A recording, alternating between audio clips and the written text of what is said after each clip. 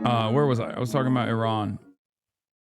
So, um, as I was saying, there were security forces that killed a bunch of Iranian protesters, and there were a bunch of protesters that killed Iranian security forces, the police.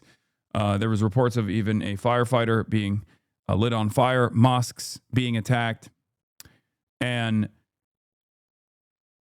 even though, um, even though the past iterations, and including this one of protests and mass discontent that has led to violent protests in general, like violent response from the administration, from the regime in general, has often been talked about on geopolitical terms, whether it's like Mossad backed, CIA backed, and there's truth to all of that. Ultimately, I mean, there is a valid reason for why a lot of the youth in Iran, especially, are protesting. As I've said over and over again, in as far as how these things go, the American government is obviously very impactful as far as destroying the Iranian economy, and the Iranian economy has been thoroughly destroyed. The inception point for these protests came from the rial losing almost all of its worth, and shopkeepers not being able to stock their own stores. That initially started off as a smaller protest on the economy has exploded into this massive thing. Okay? And there are obviously numerous reasons for it, as I've talked about over and over again. One of the major factors, of course, is the sanctions that are specifically designed to destroy the Iranian economy so that Iranians mobilize against the administration. So in that regard, there is a lot of Western involvement. Having said that, however, to say that the administration's own responsibility here in terms of not, leaning into any reforms or whatsoever is not playing a major role in the discontent would be silly. Okay, let's be real. This is something I've talked about before as well, over and over again. One of the biggest issues with the Islamic Republic is the repressive nature of the regime.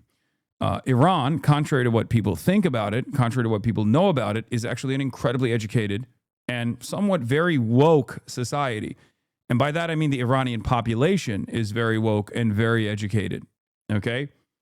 I mean, they have, I think I saw one of these guys who's not like exactly aligned with me. I forget what his name is, but I saw a post about like how people misunderstand how the Iranian society operates, how Iranian people operate.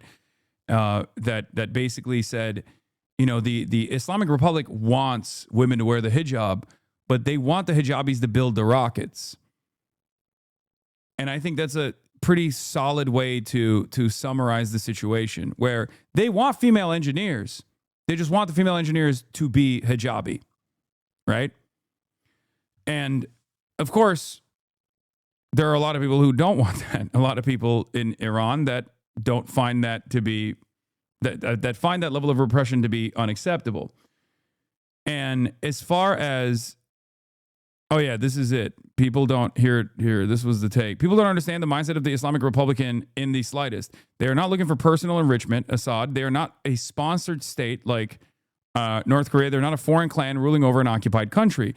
They are a homegrown ideological movement with a large base of support. Exactly. Approximately 1/4 of the country is firmly committed to this support. Okay? They're firmly committed to this ideological movement. This is why it's a little different. Okay? They are motivated by nationalism, anti-Westernism. These first two draw their leftist and secular supporters inside of Iran. This person is not talking about outside of Iran. He's talking about people inside of Iran that still find themselves in support of the current administration in Iran, and a desire to cultivate a society that is both modern and Islamic. This last part is where most people get lost. They can imagine that Iranians want true sovereignty, or that they hate the West like other global Southerners. It's hard for Westerners to understand that Iranians are not the Taliban. They don't want to deprive women of education. They want a hijabi to design the missiles. Okay? This is why Qasem Soleimani was to Ardeshir Zahedi a soldier of Iran, nationalism, to third worldists and anti-imperialists, and to people in Iran fighting for values. This is the reality. Iran is an incredibly, incredibly complex and incredibly diverse country. Okay, many different sects, different religions, and many different ethnic groups exist under one nation's boundaries. A nation that is built around thousands and thousands of years of shared history. Okay, perish. What?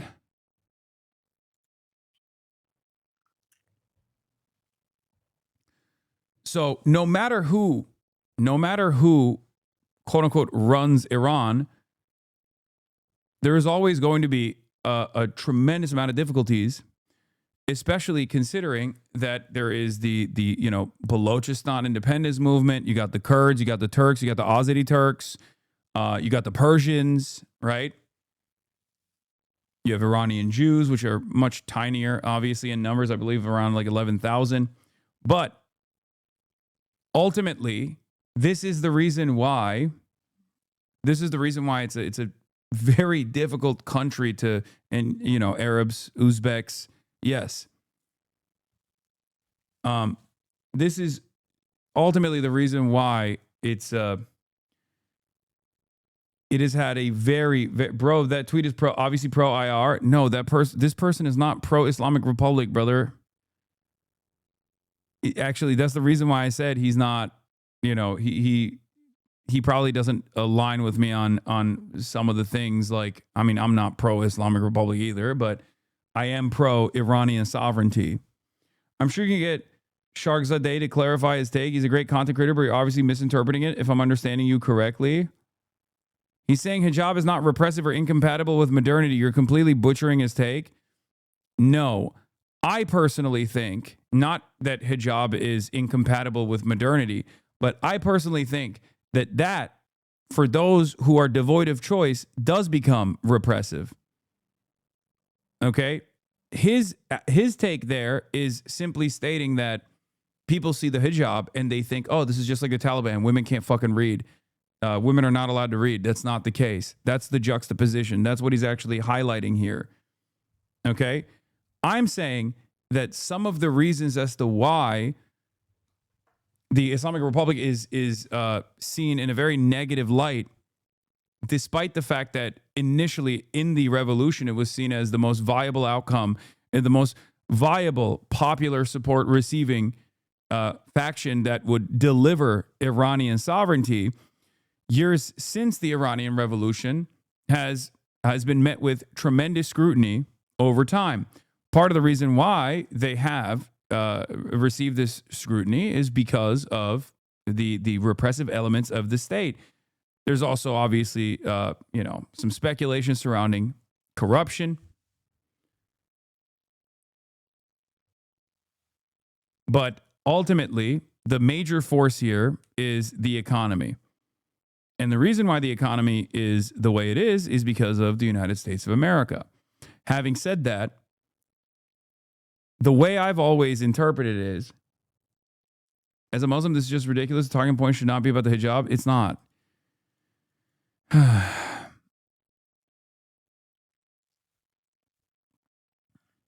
For the youth that experience economic shocks and feel like and recognize a sense of crisis,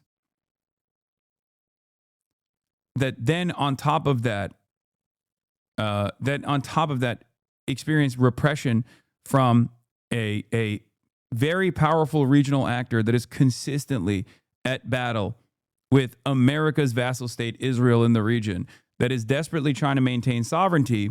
They both derive their power. They both derive their legitimacy from being anti-Western. And they also need to maintain their legitimacy within their base. And in order to do so, they refuse to let up from they refuse to liberalize certain aspects of their governance, especially when it comes to the Ayatollah. Okay? Especially when it comes to the Islamic form of governance. Although Iran is much more woke, technically, than Saudi Arabia or many of the Gulf counterparts, there is still a level of repression that paired up with economic instability causes these kinds of this kind of resentment brewing in the country. Now, do I think personally that that if the like led by the reformist presidents that have come and gone in the past, if they were able to successfully liberalize certain aspects of Iranian existence, would that have actually been successful in terms of keeping the population at bay, not frustrating them, and also refuse or also push back against any sort of intervention from the West? I don't know. But from what I can see, this is a part of the problem. Beyond the economic instability, there is a real element within Iranian society, specifically the Iranian youth, that don't like the Islamic Republic for a multitude of different reasons.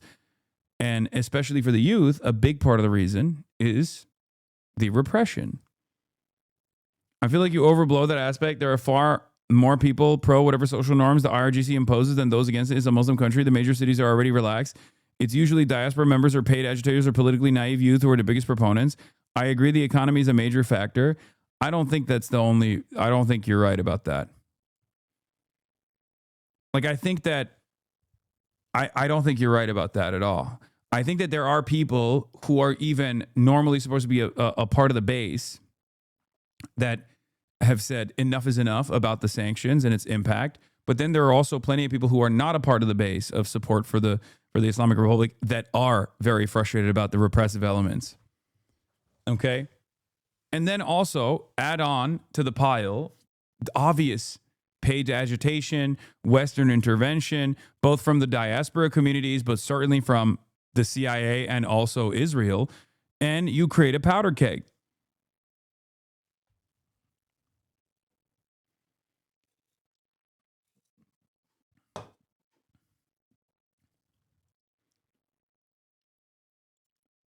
I think that certainly plays a role, though. From my understanding, the way these protests are different is because the base of the Islamic Republic is on the side of the protest, ethnically Persian business owners. It feels like you're attributing your education and Islamic initiative to yielding more pro-liberal takes. It makes no sense to me. Women technically have more freedom than American women to be educated debt-free. Even if they liberalized, you'd have the same problems of instability down the line. No, I don't think so. I think part of the reason, at least from my assessment, and I do have my own personal biases growing up in Turkey, obviously, which is a secular country, right? And a secular country that actually saw a fairly conservative movement take hold and develop a regime of its own, the Erdogan government, using protection of Islamic liberties, Islamic practices as a rallying cry.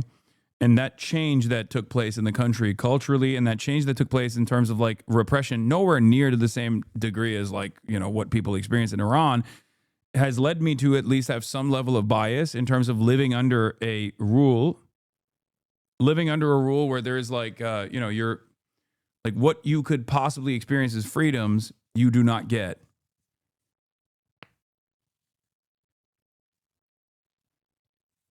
I think you're not recognizing how much that plays a role for especially a lot of young people, and simply discarding that as, or casting that aside as the silliness of youth is not correct. Okay. But to what end? Do you want them to become like France? No, that's not what I said at all. What I said simply was giving people the it's already happened in bigger cities. Like the liberalization has already happened in bigger cities. Just do it across the board. It's that simple. That's it.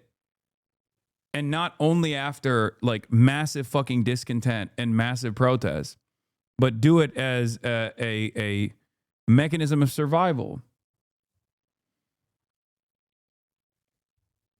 That's it.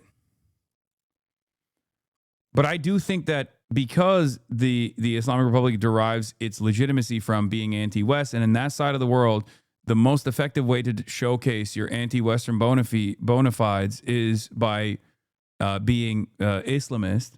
Like, that is the most uncorruptible force. That's the way it's seen, okay? any sort of of giving up on that mentality will be met with resistance from your base. And that's basically what I'm trying to explain, which is they're stuck between a rock and a hard place in many instances, where if they were to let up on that, they could potentially lose some of their own base, and then they couldn't justify their existence any longer. As a matter of fact, this is part of the problem right now, because the economic situation has gotten so bad that they're actually losing their own fucking base of support. This is, I believe, the major reason as to why Trump and Israel didn't strike Iran this time around, because they entertained it, they talked about it, but I felt like if they were to actually strike Iran in the midst of these fucking protests, it would have actually whipped up public support back in the direction of the administration, because that is what happened last time around. Because it's not like the Iranian people are oblivious to Western intervention. They're very aware of it. Maybe some don't remember a life before the Islamic Revolution, especially because the Iranian Revolution, especially because they were not around back then. But there was a reason for why the Iranian public, got together and deposed of the Shah.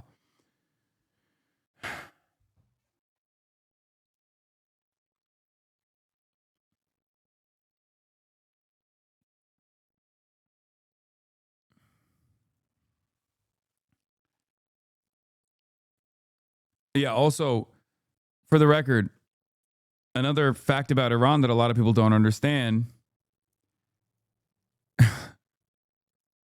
is that the Iranian nation has some of the highest density, highest share of college-educated populations.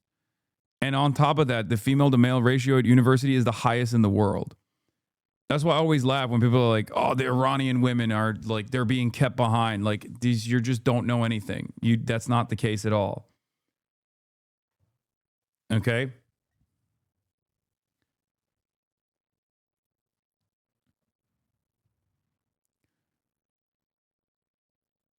So,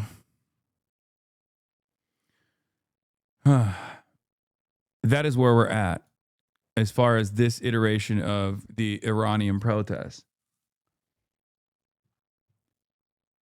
For me, if I was the Ayatollah, I would, number one, develop nukes instantly, and number two, work on, I mean, obviously this is stupid, and everyone's going to say that's not going to happen, obviously, but like, I would work on removing the parallel state that I have designed around reasserting my power, and make way for more socially conscious, more socially liberal forms of reform. Have a more laissez-faire attitude about certain things. Don't siege Leningrad, take it immediately. Yeah, I know. Well, develop nukes instantly, first and foremost.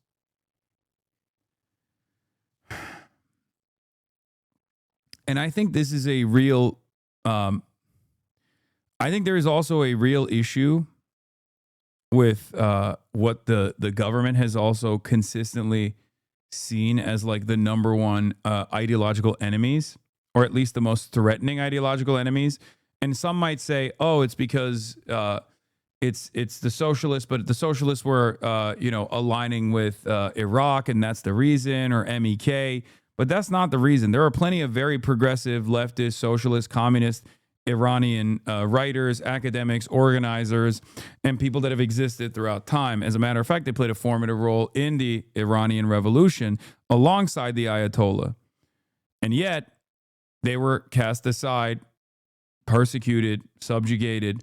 And of course, from an anti-imperialist perspective, while that is, that was a spectacular failure with long-term consequences, such as the only alternatives or the only options being for the Iranians, like leaning into Israel or fucking CIA or some shit. Like the Shah, people who want to bring back the Shah, or people who want MEK to take over the Iranian government, which is neither of which are going to happen. The main ops have always been leftists. Bro, do you know anything? What the fuck? What are you saying? If you were the Ayatollah, this is such pro-Islamic regime shit. Yes, you're right. Yes.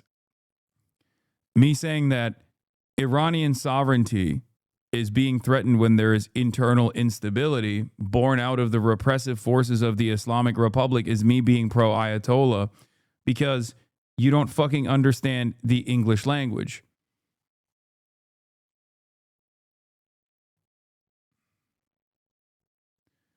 Yeah, I mean, there's this analysis as well from Ali Terra Noir. Iran's crisis produced a dangerous fantasy that the Islamic Republic can be swept away and instantly replaced by a Pahlavi restoration. Names, constitutions, policies are debated as if politics were a fantasy draft. This misunderstands the nature of politics and of the state. A revolution succeeds only when the embryonic new state, an insurgent organized hierarchy, is already forming inside the shell of the old one. States precede revolutions. The Pahlavist milieu is not a state in waiting. It's a loose milieu centered on symbolism and leadership fantasies, not an organized hierarchy capable of resolving the coordination of problems of 90 million people. 90 million people that are endlessly diverse, okay? Only 60% of the country is Persian, okay? When people go, oh, this is Persian, this is Iran, I am not Iranian, I am Persian, you have to understand, like, it is an incredibly diverse country. It would, as far as things goes, while there is very real interest in changing things inside of Iran, the reality of the matter is, especially if it was born out of any sort of significant Western intervention, the state, I presume, would collapse into a balkanized unit, or maybe like warring factions and numerous different smaller failed states. Now, of course, that might not be a fucking problem for America or certainly for Israel, but that is a very reality if someone is not holding everything together. Okay?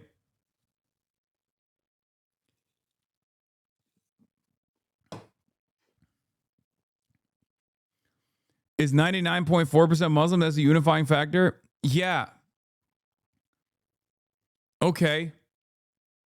Is 99.4% actually happy with the rule, like the Islamic rule or the version of Islamic rule that they exist under?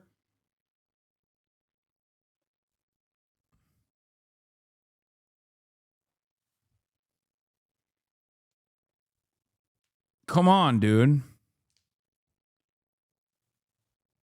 Clearly, Islam or Islamic rule has been the connective tissue that has held it together for as long as it has, in spite of all the fucking Western intervention.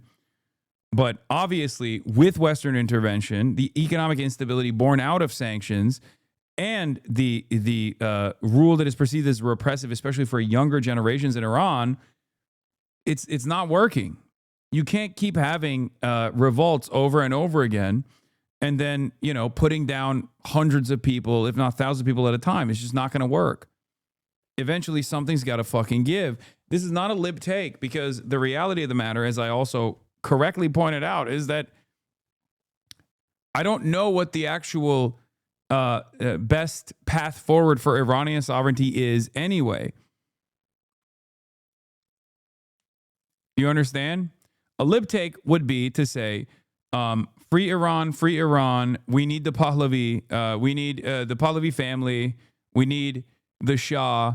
We need the Shah to fucking come back. And I'm going to go and dance in Israel. And then I'm going to first dance in Tel Aviv. And I'm going to dance in fucking Tehran. And Iranians are going to be happy ever after. And we're going to eat Cuba Day. Okay. And I love the CIA and I love the Mossad. And death to the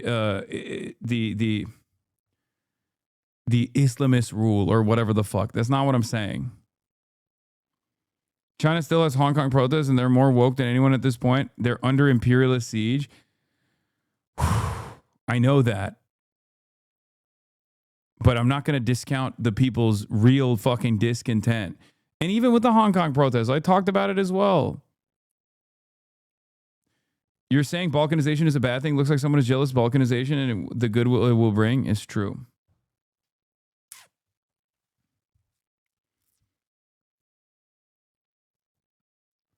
The know your rights pin is so cringe. You're right. When a fucking ICE agent comes knocking down your door, you shouldn't know what is an administrative warrant and what is a judicial warrant. You should just let them in to butt fuck you. Okay? Don't worry. You can open up your asshole and brace for impact when they come in. But I do think people should know their rights.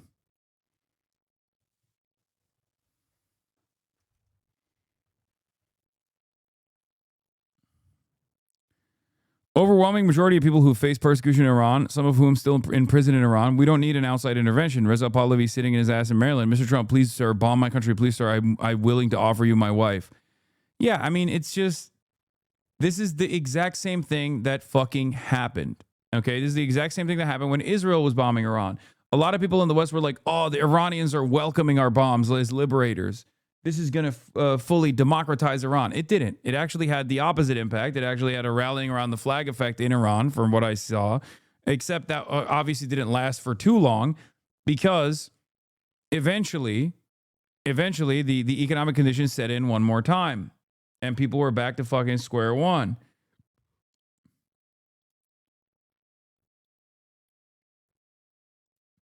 I don't think I am genuinely confused as to why they would bomb Iran. America would, because I feel like it would still have a similar impact. President Trump currently leans towards authorizing fresh military strikes on Iran, U.S. officials say, as the White House is weighing a last-ditch Iranian offer to engage in diplomacy over curbing its nuclear program.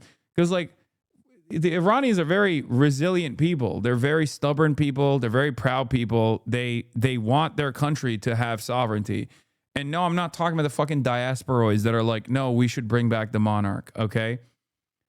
At most, even if there is any call for the Shah to return, it's because they foolishly think that this will actually bring about some kind of liberal revolution or something internally in the country. It's not going to happen. It's not going to work. But then again, Trump is so fucking stupid that maybe he will bomb Iran anyway, in any case, you know, because he's a fucking freak. Some senior administration aides, led by Vice President J.D. Vance, are urging Trump to try diplomacy before retaliating against Iran for killing protesters. Like, dude, we're so fucking fraudulent. We're so morally bankrupt. We're so fucking fraudulent that we think the best possible way to help the people that are like, I don't know, that have had enough of the economic hardships in Iran is by eating lead. Okay? Oh, the Ayatollah's killing people. Well, guess what? I'll show them how to kill people. I'll show them how to kill people dead with Tomahawk missiles. Like, how the fuck does that work? Like, think about it from an American perspective, okay? Think about it from an American perspective. America, the American police force kills like 2,000 people, I think, or maybe somewhere along those numbers. I don't know the exact number of how many people the American police force kills every year in the United States of America, okay? But like, imagine there's like mass ICE protests. They fucking, or no, 1,100, sorry, 1,000. 10,000 dogs a year, 1,100, around 1,100 people a year, not 2,000. Apologies, I doubled the number. And basically, like, can you imagine if Iran was like, sorry, we're gonna lob Shahed drones in fucking, you know, in New York City because you keep killing your own citizens. Like, that's ridiculous. Yes, 10,000 dogs a year is real. Who the fuck would be like, oh, sick, thank you? Like, that's not, you don't solve anything when you do that. You do the exact opposite. It's not a solution to anyone's problems. Some in the U.S. doubt that Iran is genuine about its ending its nuclear program, telling Trump that Tehran may be finding a way to buy more time and avoiding American airstrikes. Aides have briefed Trump on the benefits and pitfalls of renewed nuclear negotiations with Iran. Trump currently favors attacking Iran, but could change his mind depending on unfolding developments. Some officials said Trump may strike first and then seek serious talks with Tehran. We may have to act because of what is happening before the meeting, he said Sunday.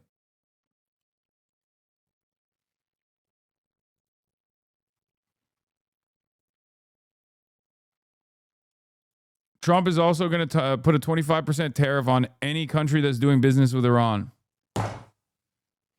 Oh.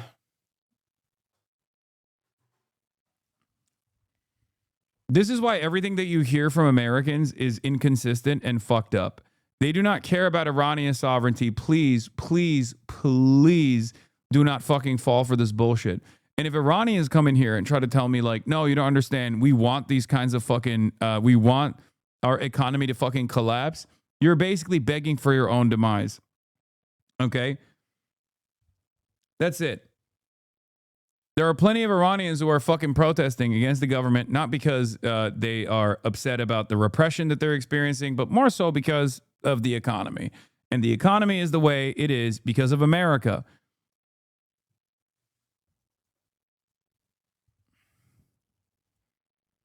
We are helping Iran by killing Iranians, either through direct military intervention in the form of bombings or through indirect intervention in the form of starving them, by starving out the Iranian economy.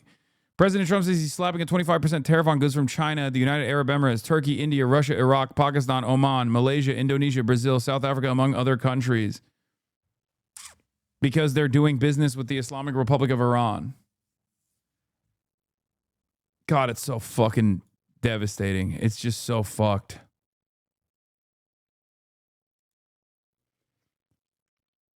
Iran is using it. Just the other day, an innocent young woman in the United States, an American citizen and mother of three, was executed by ICE at point blank range. The U.S. administration labeled her a domestic terrorist, while President Trump called it a matter of self-defense. The Department of Homeland Security threatened Americans that if you lay a finger on a federal officer or agent, you will face the full extent of the law. Here in Iran, police officers are being executed by actual terrorists overseen by what Mr. Pompeo has openly called Mossad agents. And we have the receipts. Does this look like a protest for freedom, or the exact kind of scenes that the U.S. administration would never tolerate within its own borders? I'm not going to show you the video, but yes, that is, you know, they light it on fire.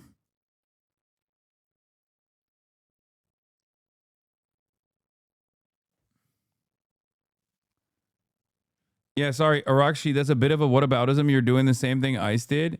Okay, that's not even a fucking whataboutism, okay? It's worse in some ways because obviously they killed a lot more people, okay?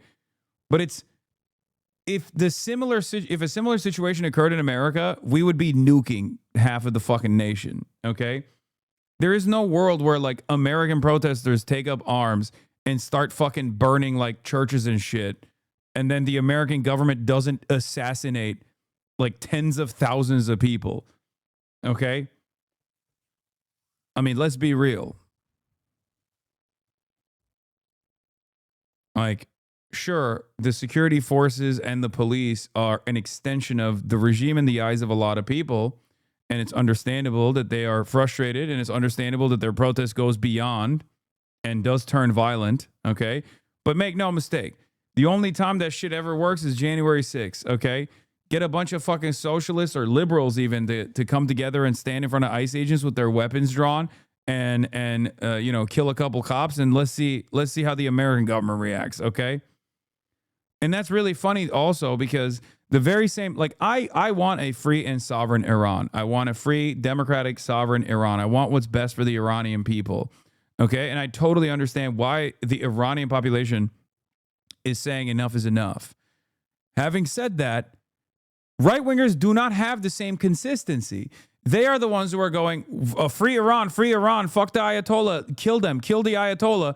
And then they fucking turn around in America and they go, ICE should be able to fuck your mom. ICE should be able to come into your house, no warrant whatsoever, and basically rape and pillage your fucking cabinets. And kill your family members.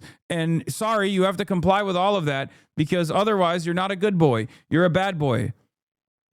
So what the fuck are we doing? Comply or die.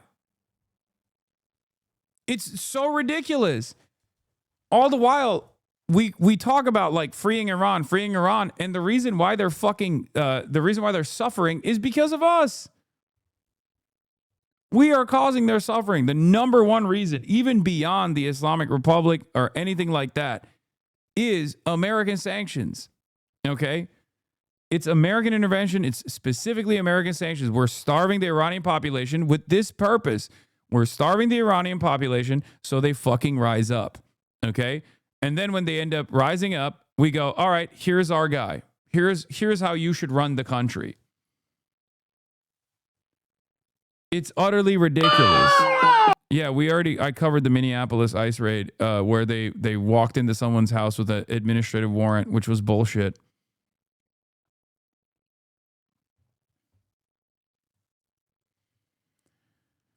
Yeah, and obviously the fucking Europeans are disgusting as well. EU's callous threatens tougher sanctions on Iran over brutal crackdown. I mean, they're disgusting. And I'm sorry, but Europe kind of deserves Donald Trump as their leader, okay? They do. We've already seen this inconsistency in the way that they talked about Venezuela versus the way they talked about Greenland. And they kind of deserve being vassalized in this way and being routinely fucking disrespected by our absolutely moronic administration in the most overt ways possible, where it's just like the ways in which Trump communicates with European leaders is kind of like insult to injury all the fucking time. Yeah, they're worse because they still have decent education, no excuse for the evil. Yeah, no, they're doing it for the love of the game. At least we have incompetent morons running our country. These people are not incompetent morons. So it only leads me to believe that they're fucking openly evil. But yeah, as far as the Iranian protest goes, I know that it's like, it's very black and white for a lot of people, especially because like Mossad is openly, in my opinion, greatly overemphasized their level of involvement, even though they are obviously involved, as is usually the case here. And America has done so as well, both in a tongue-in-cheek manner in the way that like Mike Pompeo talked about it. Ultimately, there is a valid reason for why people are protesting, okay? It's just the case. And recognizing that is a necessity if you want to understand how to solve the problem.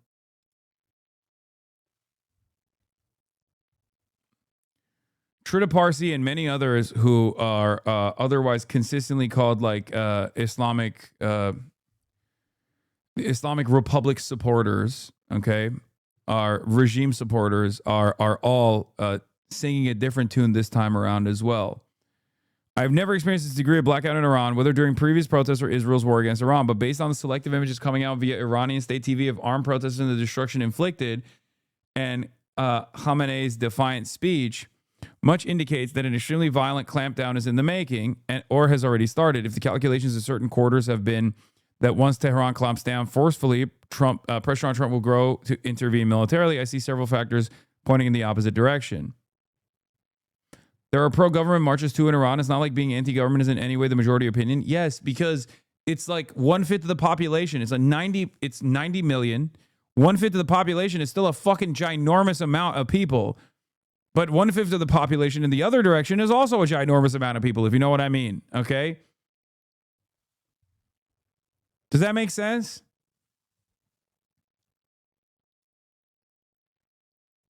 The images of body bags leave no doubt about the brutality of Iran's repression and communication blackout is indefensible. Across the country, Iranians are protesting real economic hardship. Much of it is deepened by U.S. sanctions. From the UK, genuine solidarity means opposing these sanctions and the imperial strategies and aspirations behind them. At the same time, this unrest is being cynically exploited by Netanyahu's genocidal government as a pretext for military intervention and regime change, a path that must be firmly rejected. It must be clear, only the Iranian people have the right to decide their own future. No outside power should dictate or interfere. Any serious politics require holding all these truths together.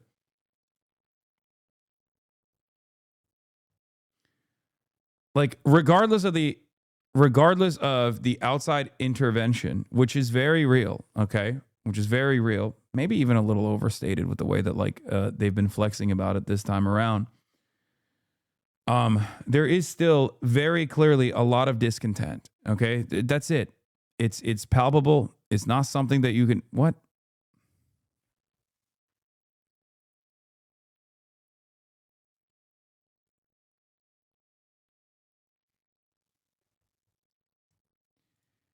Guy who thinks it's base to kill liberal protesters demands the government kill liberal protesters, talking about times running up when it comes to the Islamic Republic. Okay. That's awesome. Bro, This is the inconsistency. Okay, this is what I'm talking about.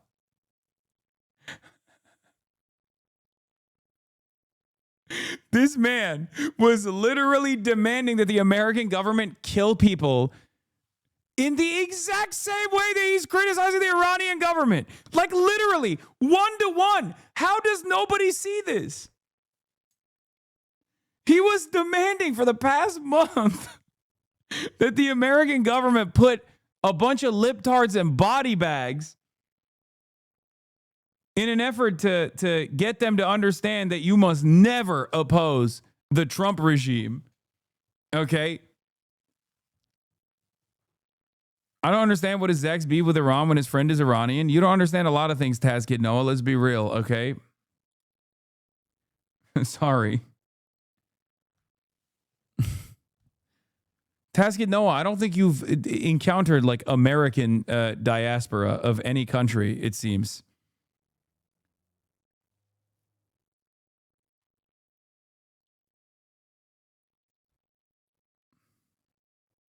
When Asman Mole was asked to clarify if dead Muslim Iranian child equals bad and liberal white American woman equals good, he said no comment. Yeah, based. Anyway, in the name of God, the compassionate, the merciful, the great Iranian nation, today you accomplished a great deed and made a historic day. Here we go. Yeah, the OG heads remember Taz Kid Noah from that famous Monopoly clip where I freaked out on him because he doesn't know how to fucking be a landlord.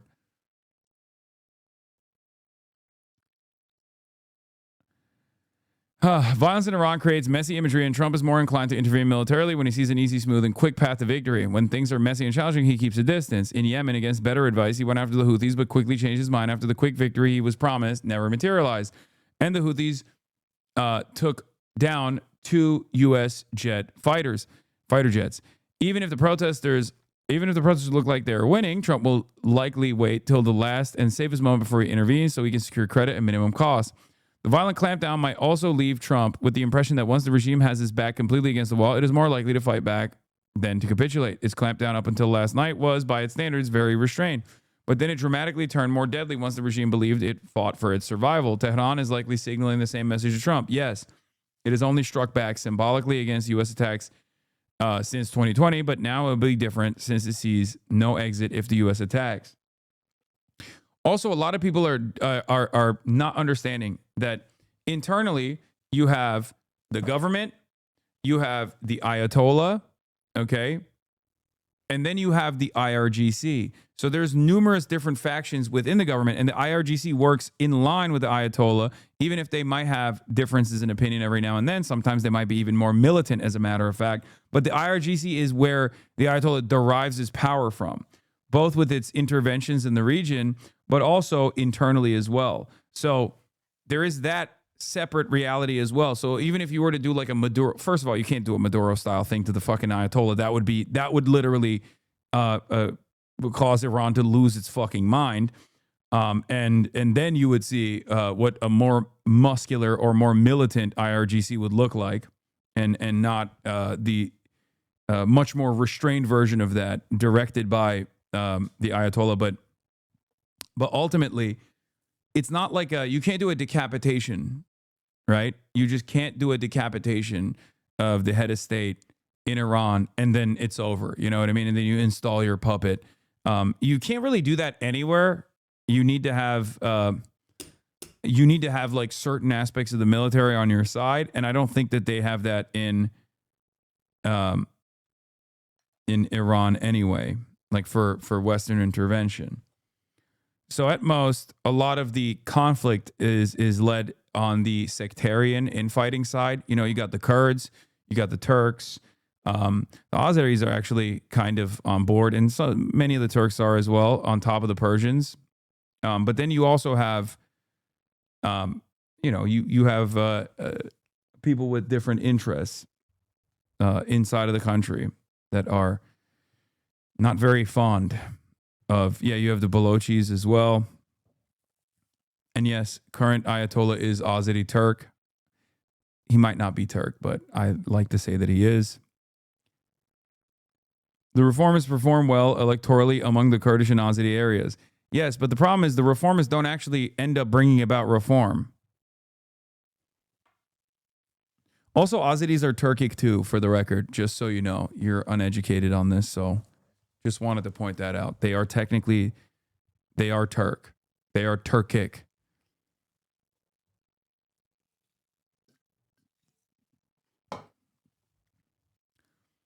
Certainly, Israel, Lindsey Graham, and some opposition figures in exile will push Trump to stand by his earlier tweet, but we have already seen how Trump easily gets himself out of such promises when it suits him. He claimed that the protests killed thus far have died in stampedes. No one I have spoken to knows what he's talking about. And the main reason he was convinced to go as far as he has gone with issuing threats, etc., is that he was sold the idea the regime is extremely weak, has no fight left in it, and as a result, his military intervention would be easy, smooth, and quick. Trump is, in my assessment at this point, more likely to explore a deal with Tehran or with elements within the existing regime to seek advantage of Tehran's dire situation without risking the instability that a complete collapse of the regime and the state would bring about. See his choices in Venezuela. As I understand, the channels do exist and are activated. Systemic pressure on the supreme leader to set aside certain previous non-nuclear red lines is also growing. Except, here's the tricky part of this conversation.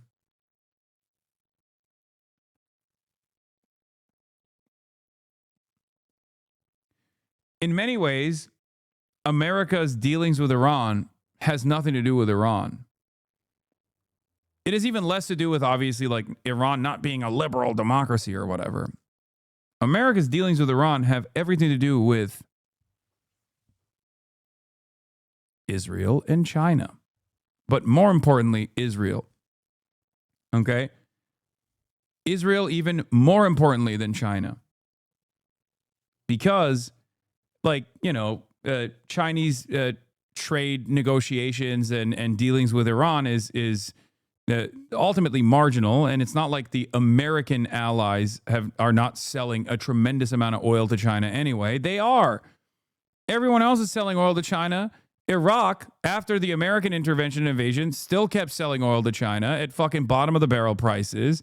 And Saudi Arabia still sells oil to China. Like, sure, it's a good lever to have control over if you ever want to pull it, but let's be fucking real. There's no indication that, like, whoever runs Iran is going to stop selling oil to China, and Venezuela is not going to stop selling oil to China either. And one might even wonder why China wants Venezuelan oil. It's more so probably to help the Venezuelan government rather than, increase China's stockpile of heavy crude. So it's more so about Israel. And even though Israel's dominance in the region is aligned with America's interest in the region, America's dominance in the region, Israel is the one country that definitely wants Iran to be a failed state. Okay? That's it.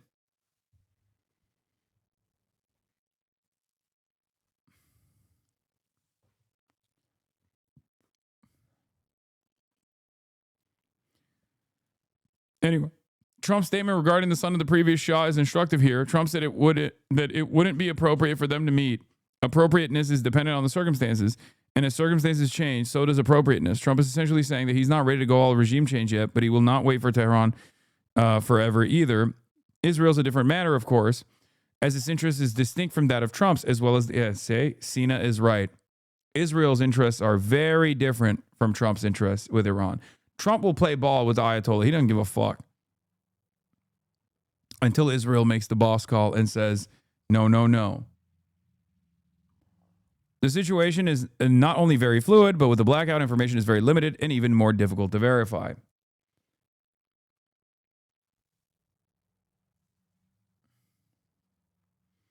This is not true in the 80s and 90s when Israel had less influence, yet Americans were extremely interventionist. Americans preferred Islamic Revolution to MEK taking power, but turned on them due to risks that the Shia in Saudi and elsewhere would weaken Saudi Arabia. The Gulf Arab states also are trying to play off America against Iran. True. That's also true. Yes. That's another major player here as well. You're absolutely right.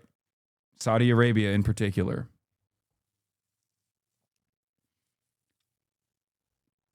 But the reason why we don't talk about that is because that's just brownie points for America. The real player here is always going to be Israel. Israel must enjoy total security, and for that to be achieved, the rest of the region must be in a state of complete insecurity vis-a-vis Israel. Back in August 2025, I wrote in Foreign Policy that Israel was likely to restart the war in Iran before the end of 2025. Much indicates that Israel may do exactly this in the next few hours or days. Important to understand that it has nothing to do with nuclear weapons, freedom, or democracy, and everything to do with Israel's demands that no country in the region should be able to deter Israel. That is, Israel must enjoy total security, and for that to be achieved, the rest of the region must be in a state of complete insecurity vis-a-vis Israel. Israel cannot achieve or sustain this on its own. It needs the U.S. There is no universe in which signing up to indefinitely sustain and pay for Israel's dream of a greater Israel is America first. True. So, I think that ultimately we'll see what Big Daddy Israel wants here, considering that we have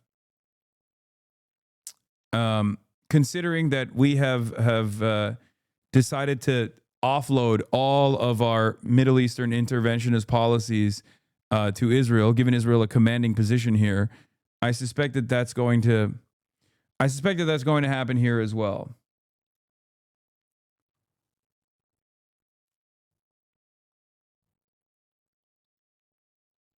Question. What are countries supposed to do to express disapproval and not materially support other countries when they engage in crimes against humanity? Sanctions are proven to not work and just hurt the population. And invasion isn't acceptable generally either. What, if anything, should states do? I don't know the answer personally, but I would like to hear your thoughts. I think the only countries that can actually intervene peacefully with other countries when they decide to do shit that's like fucked up is countries that have already developed positive relationships with these nation states. So if there was any sort of like liberal interventionist attitude, if like the American theory of American world policing was actually a real thing and it wasn't just like a mask that's put on for American imperialism, then America would need to have much better relations with every single country around the world in an effort to make itself irreplaceable, Chinese style. Okay. And then they would be able to intervene. This is the reason why the United States of America has a much easier time telling Israel what to do if it ever chose to do so than Russia, because Israel does not exist without American support. Okay. Israel does not exist at all without American support. Russia, on the other hand, as we have seen over and over again, does very much exist without American or with direct American intervention. Okay? So if America truly was interested in being the fucking world police, they would have done a Chinese style, soft power initiative all around the globe. And I don't even mean US aid. I mean like literally develop positive relations with every country, including Iran. And then as a peaceful force, they would be able to intervene by saying, you shouldn't do this to your population. Now, of course, that's a totally hypothetical situation. We don't live in that world, and that's never going to happen. So, that's neither here nor there.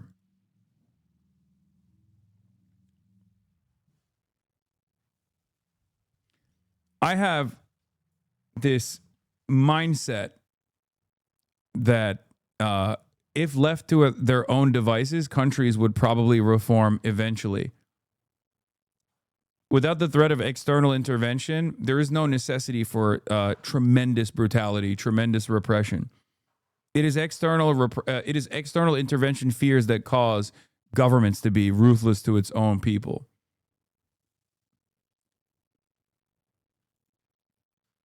What? Asman doesn't want to do politics. What is your take? Size in millionaire? I don't know. I mean, he probably got heat for the first time ever, a fraction of the heat that I receive on a daily basis, and he doesn't like it. Also, his positions that he kept promoting are becoming less and less popular. So much so that I've noticed on my timeline that I'm noticing on my timeline even like people fucking calling into question his past actions, some girl that he was with or something. Like people, there's like super fucking viral posts about shit like that. Like they're finally offering like a fraction of the scrutiny that I have received for forever, basically.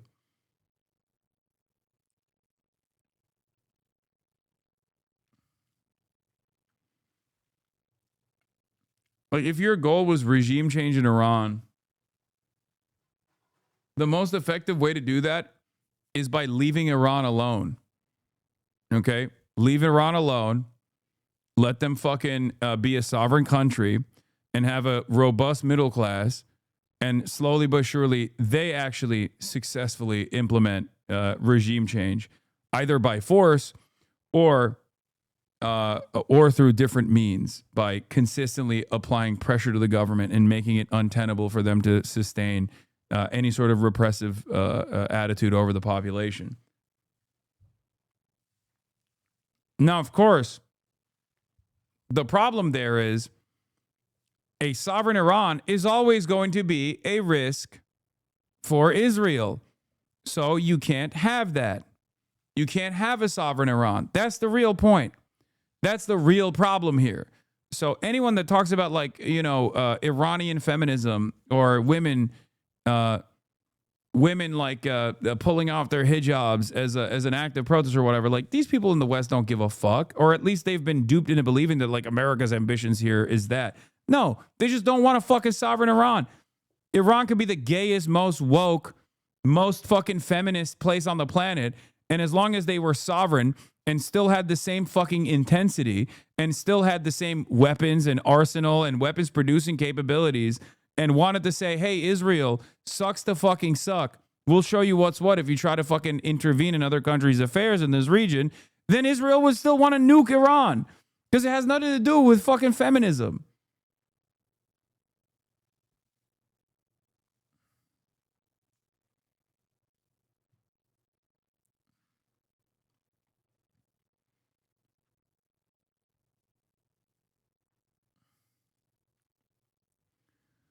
Yeah, on Israeli media, they speak openly about bombing Iran after the regime falls. Do you remember that what happened 20 minutes after Assad fled to Russia? Israel turned Syria into one big shooting range.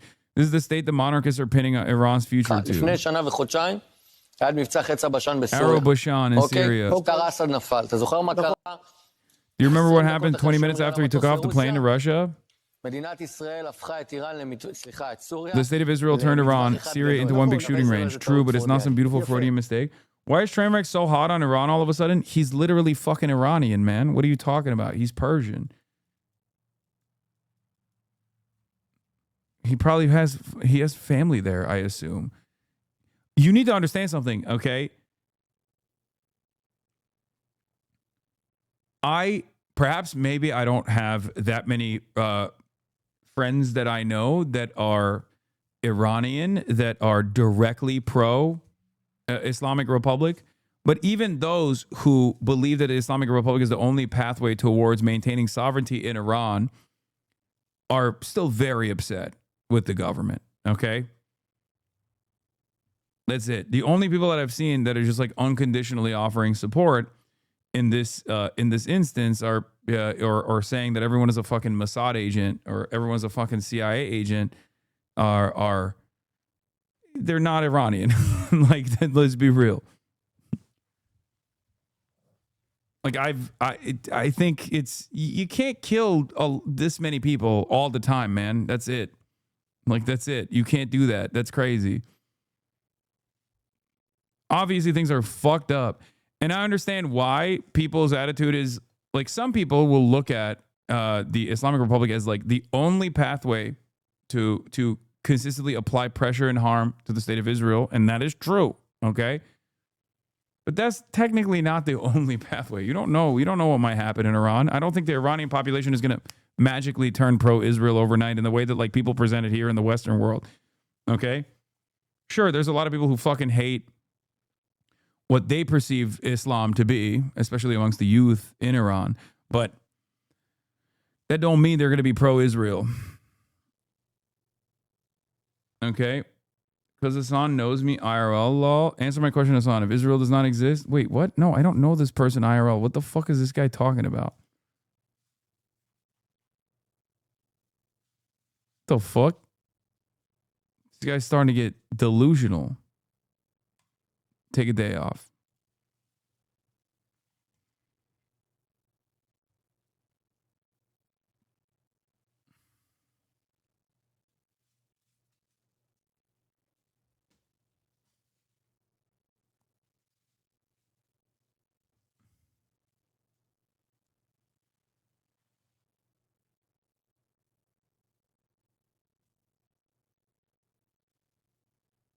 She's so cute.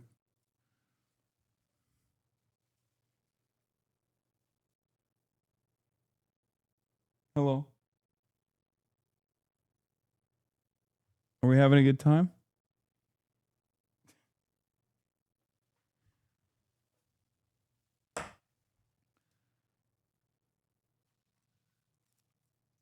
Anyway. Do you ever bite her fatness? All the time. All the time.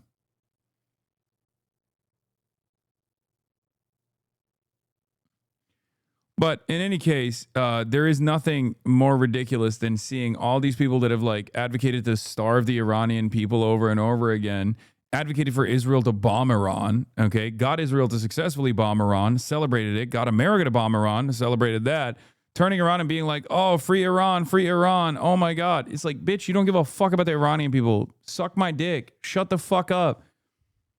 Shut the fuck up. If you are pro-Israel, you are not pro-Iran, okay? Everybody knows the game is up. We know you are Israel first. You're not America first. You're Israel first, okay? If you're pro-Israel and you're Israel first, you don't give a fuck about the Iranian population. Get the fuck out of here. If you're America first, once again, you end up still being Israel first, let's be real, and you definitely still don't give a shit about the Iranian population. It's so crazy. And it's funny because, like, as I showed you with the Asmongold situation, the motherfucker's not even America first. He's like, oh, let's free the people of Iran. It's like, bitch, you advocated to kill Americans. You advocated for this regime to kill American protesters. Fuck you mean? Like, what are you talking about? What the fuck do you mean? Free Iran, bitch, free America from Donald Trump and free America from you. Fuck. Anyway, it's crazy. It's crazy. It's madness. It blows my mind that people don't even like question this when they don't go, wait a minute. I'm not so sure if you actually care about the Iranian people or not. For the last couple of weeks, you've been talking about how the American regime should kill American protesters. Interesting.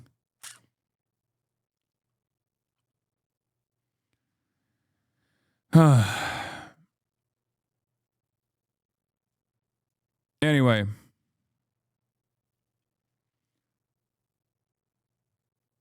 We got Lindsey Graham and we got Matthew Petty. Matthew Petty says the point of the U.S.-Israeli investment in Pahlavi satellite channels, etc., is not to make the Iranian opposition more effective, but to make them more dependent and therefore useful bargaining chips. It's similar to U.S. policy in Syria, where they backed rebel groups at first because they assumed Assad was going to fall no matter what, then later because they assumed the country would be stalemated and wanted leverage over the outcome either way. Yeah. Yeah, it's the same reason why they, quote-unquote, back Kurds, both in Iran now as well, for the record, but also all around.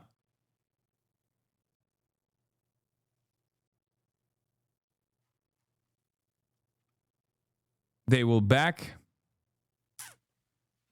these groups specifically to get leverage over the Iranian government and try to get them to do their bidding.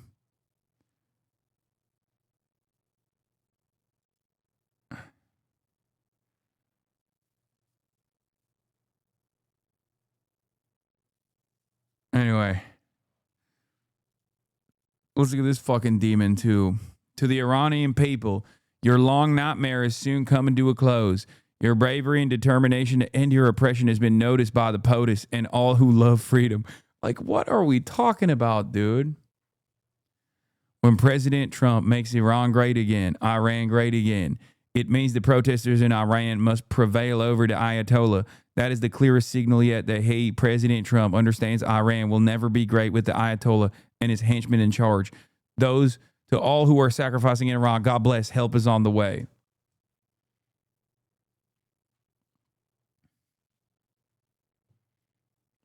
Incredible stuff. Thank you, Lindsey Graham. The Crown Prince's statement about the folly of negotiating with the Iranian regime and the need to act on behalf of the Iranian people is beyond reasonable criticism. Dude, they activated all the different groups. So you have people who are pro-Shah, and then you have people who are in the pocket of MEK. Bolton is an MEK advocate, an MEK acolyte, and so is Rudy Giuliani. And MEK has even less support than the fucking Shah in Iran. And the Shah doesn't necessarily have a reasonable amount of support either. Okay? Because I need you to understand something. Okay? These people have already successfully deposed of the Shah. You need to understand. These people, the Iranian population, already historically successfully deposed of the Shah. Okay? There is no fucking way that they will entertain Western intervention, no matter how much they suffer. They are incredibly resilient, incredibly proud people. I just don't believe that there is any world where the Iranians will be like, oh, great, we're a Western puppet state now. It's fine. I just don't believe it. Maybe I'm wrong, and maybe I'll be proven wrong, but I do not believe it. They do not want internal repression, and that's the most just and understandable position that people can hold. Okay? For sure. 100%. And there's a lot of internal conflict on sectarian boundaries, on sectarian lines. But the Iranian people must decide for themselves how they will be governed. Okay? That's it. That's it. There's communists in Iran? Yeah, they're all in prison, brother. What are you talking about? Yes, there are. They've been tortured, killed, and also imprisoned. So there are some communists in Iran for sure. I mean, they were fairly successful at a certain point.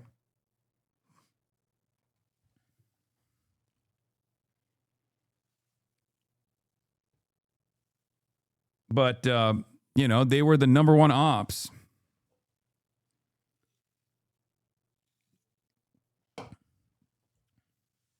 I don't get it. Why is that funny? Because we like the Iranian communists. We like the Iranian socialists. And it would be a very different situation right now if the major forces that brought about the Iranian revolution that ended up winning in the power struggle were the actual Soviet aligned, or not even Soviet aligned necessarily, but like Soviet agnostic socialist movement.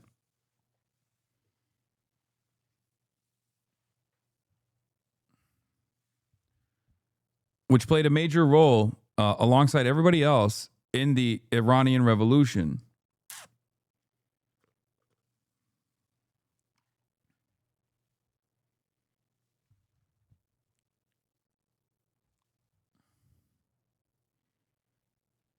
Was Mossadegh socialist? He was more of a social democrat, but even the modest amount of changes that he wanted to implement in terms of taking a new look at the oil contracts that were endlessly exploitative by British Petroleum was enough for the American government to come in and do a coup and get him out. And then put in charge the puppet, the Shah, which of course had no real legitimacy in the eyes of the Iranian population and therefore engaged in unlimited fucking cruelty. Okay? Secret police, like all of the things that people look at with the Islamic Republic now and say like these are very repressive elements, these are really fucked up. The Shah did, and then some.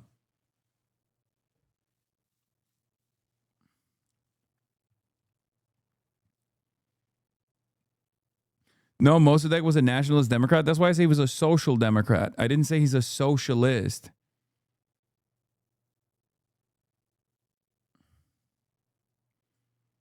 Is Khamenei communist? No.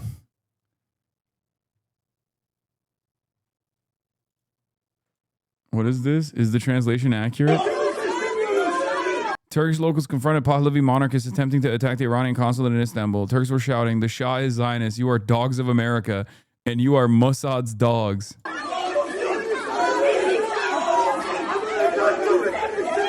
Mossad'ın köpekleri. Yeah, he's saying Mossad's dogs. Mossad'ın köpekleri. Mossad köpekleri. Mossad köpekleri. They're calling him the dogs of Mossad. Amerikan uşakları köpek. Amerikan uşakları. They said you're a servant of America. Vatansız köpekler. It's such a funny predicament in Turkey because, like, it's not like Turkey loves Iran either. Turkey fucking does not like Iran at all. Long-standing beef that spans across empires, if we're being real. So, what's Iran's relationship with Turkey like? Not good. Not good at all. I mean, not great. Also, Turkey's a NATO country. Obviously, it's not going to be good.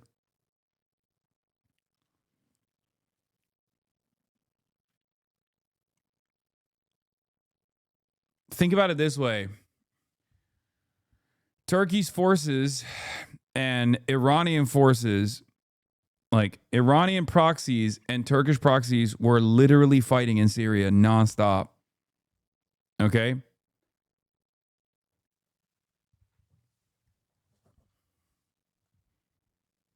Yaşasın devrim ve sosyalizm, yaşasın halkların kardeşliği, kahrolsun Amerikan emperyalizmi ve işbirlikçileri. Ucube, ucube. He said, long live the revolution and socialism. Long live the brotherly bonds of all nations. Damn American imperialism and its collaborators in Turkish. How do Turks reconcile being so anti-American while being members of NATO? They don't. They don't even think about it. They don't even realize what it fucking indicates. Because the pro-American, pro-NATO force in the country are the nationalists. So it's not even like called into question. Everybody says they fucking hate America. Meanwhile, we're we're a NATO vassal. We're a NATO country. But Turks fucking hate. Like, Turks do not fuck with American intervention at all. Not realizing that half of the intervention that the Turkish government engages in is at the behest of America and American intervention in the region. But it is sold to the public as a security concern. It is sold to the public as a matter of national security. So people kind of bite into it. Because even with the Kurdish stuff, like, Turks, in some ways, I think, understand that Kurds are seen as like a proxy, a militia force against Turkey led by the United States of America. But they don't really think about how, like, America literally says, okay, you can go and slaughter the Kurds now. We're done using them, over and over again. Like, they don't even think about that. Like, do you think it's the might of Erdogan and the might of the Turkish military that America allows Turkey to fucking operate inside of Syria? No, it's because it's done at the behest of America. But having said that, there's also a lot of, a lot of drama currently between Turkey and Israel, which even got me fucking feeling a little, asbayrakları, if you will. Israel talking about how Turkey will never have an F-35 and that they'll only let Greece have F-35 jets, even though Turkey initially was a part of the F-35 development program and then decided to get S-4000s after the American government decided not to sell F-35 fighter jets to Turkey. And now Israel is saying, we will never allow Turkey to have F-35 fighter jets. That's how much fucking... The S-400, did I say 4,000? Sorry. S-400, I apologize. Guys, it's been 7 hours and 25 minutes. I'm a little tired.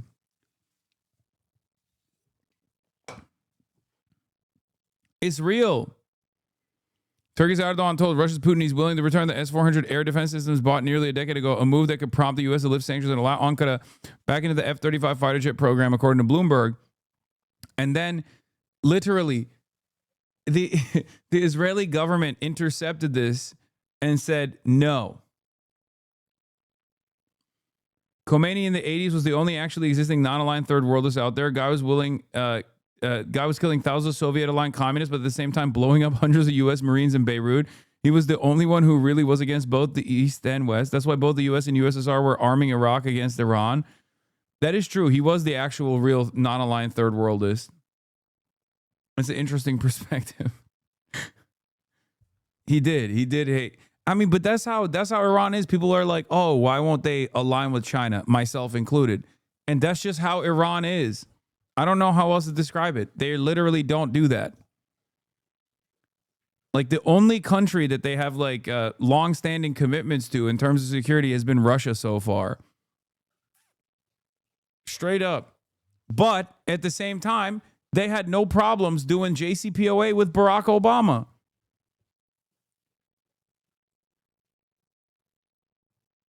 So like if given the option, they would play ball. They would love to play ball with America.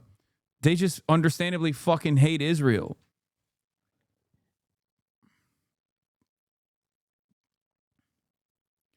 America respects Erdogan's intelligent monetary policy and wants to keep him as great inspiration for the American century of prosperity. No, that's why. No, that's why he got Maduro.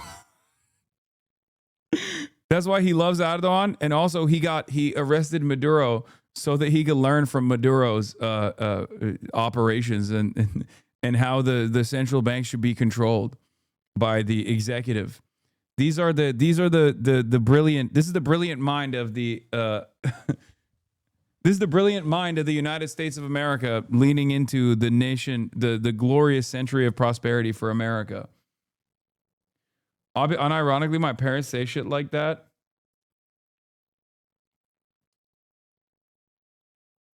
It's time for a Chinese American president. I agree.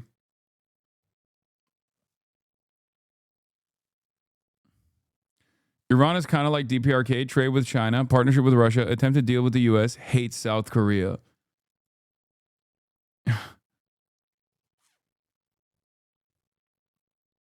Every minute you're not streaming, Greece gets stronger, we get weaker, wake up, we need you, dude. This is why I'm doing 7 hours and 30 minutes today. I cannot let Greece get F-35 jets and Turkey not have a piece of that action, okay? That's right. I will not allow Greece to become stronger. Yesterday, Asmongold mistook a massive pro-Iranian government rally for an anti-government protest. There are so many people, he says with amazement. This is absolutely insane. Iran is cooked. Then he moves on until a viewer tells him to go back and read the description. Right after, Asmongold marvels at an AI video of a fake protest. He's the perfect representation of how Americans mindlessly consume propaganda. Today, millions of Iranians protest against American intervention following threats from Trump. Like the rest of Western media, Asmongold will surely dismiss them like he did for the protests in Venezuela. But you can see there are just so many people around here. This is absolutely fucking insane. Wait. This is Iran today. Absolutely massive crowds rising up against violence, U.S. Israeli-backed rioters and foreign interference. And not a peep from Western mainstream media, of course. And so, yeah, exactly. Damn, exactly. So you're seeing a tremendous, like, as I said, guys, it's circling the drain. It's the beginning of the end. I mean, whenever you get confused between the...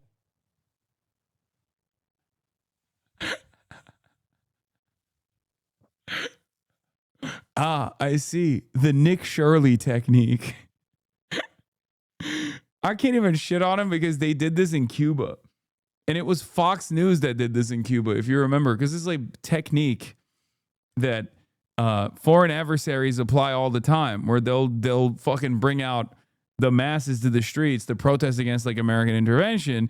And I remember they literally did this during SOS Cuba, where they had like the pro-government protesters that had like the Cuban Revolution flag and stuff like that, and they straight up fucking lied and said, look at all these Cubans that are taken to the fucking streets. At least the Cuba opposition and government have the same flag. Wouldn't the giant Islamic Republic flag tip you off? No, he doesn't know what the Islamic Republic flag looks like. He doesn't understand what the difference is. He does not. He what is the difference between this thing and fucking a lion from where he's standing? Nothing. Oh, that's really it. And wasn't that post-pro regime? I don't know if it was or not. Let me see what it says. Violent U.S. Israeli backpackers. Oh, these are people. Oh, wait a minute. I see it. I didn't read it. I just assumed that it was one of the positive protests. But no, these are actually people that are supporting Iran. Well, these are all people. Look at this. Wow. And they're all in the, you know, the robes and all of that. And they're all happy about it. So I did get it wrong. Okay. And so, yeah, it looks like there are a lot of people that do still support the regime, sincerely follow our leader. Yeah, well, we'll see what happens. Look at this. This is crazy. Oh, my God. I don't know if this looks like it's an AI generated video. It does.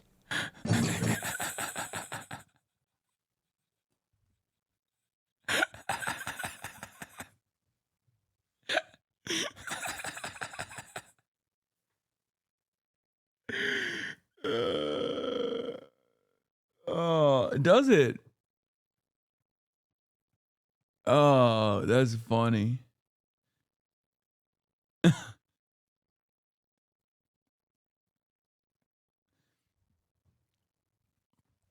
Oh. Oy, oy, oy. I click on Hasan randomly and he's watching Asman. Brother, this is the first time I responded to anything Asman's done today after fucking 7 hours and 31 minutes, man. Like, calm down.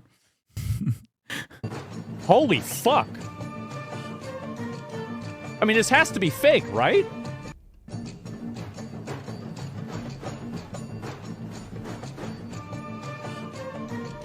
It is? Yeah, I mean, there's no way. I mean, this is incredible. And also, like, everything's all lit up. I thought they turned out the power. So... What?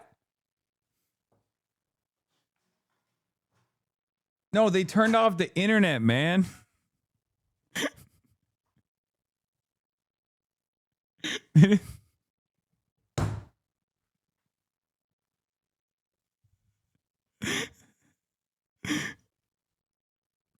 Also, even if they turned off the power, the phones could still be lit up. You know what I mean?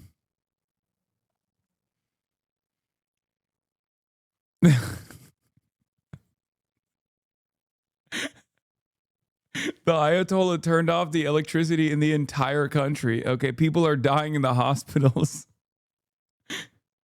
They turned off the electricity. They were like, enough. You've had enough.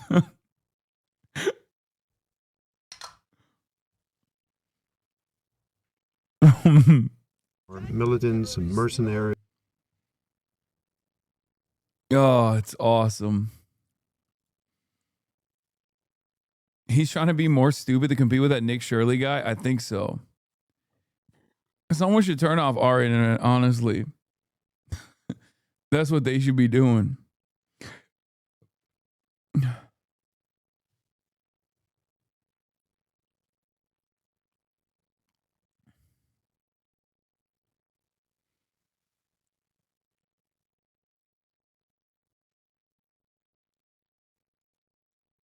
Is woke back? Star power? I don't know. Probably.